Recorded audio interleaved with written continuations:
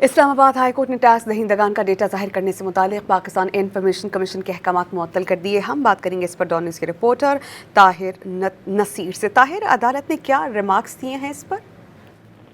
जी बिल्कुल, देखें, Islamabad high court ने टैक्स नादहिंदगान का डेटा जाहिर करने से मुतालिक पाकिस्तान इंफॉर्मेशन कमीशन के अहकामात मुअत्तल कर दिए। जस्टिस खादम हुसैन समरू ने FDR की दरख्वास्त पर PIC आर्डर पर हुक्म इम्तना जारी किया है। अदालत ने दौरान समाअत ये रिमार्क दिए कि मालियाती राजदारी हक मालूमात पर फोकियत रखती है।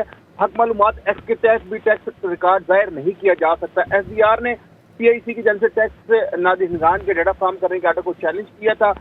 पाकिस्तान इंफॉर्मेशन कमीशन ने 8 जनवरी 2026 और 3 दिसंबर 2025 को अहकामात जारी किए थे। FDR की जानिब से सीनियर कानूनदान हाफिज एहसान खोखर अदालत में पेश हुए। वकील ने अदालत को आगाह किया कि इनकम टैक्स ऑर्डिनेंस की शिक 216 दीगर तमाम कवानीन पर बालादस्त टैक्स दहिंदगान की मालूमात अफशा करने पर मुकम्मल कानूनी पाबंदी है। टैक्स दहिंदगान की शनाख्त जाहिर करना भी कानून की खिलाफ वर्जी है। PIC ने दायरा इख्तियार से तजावत किया। वकील दरखास्त गुजार ने यह भी मौक़िफ़ अपनाया, कानून में तरमीम फराहम की गई है। राजदारी इत्तफाकी या साबदिदी नहीं बल्कि एक दानिस्ता कानून साजी का नतीजा है।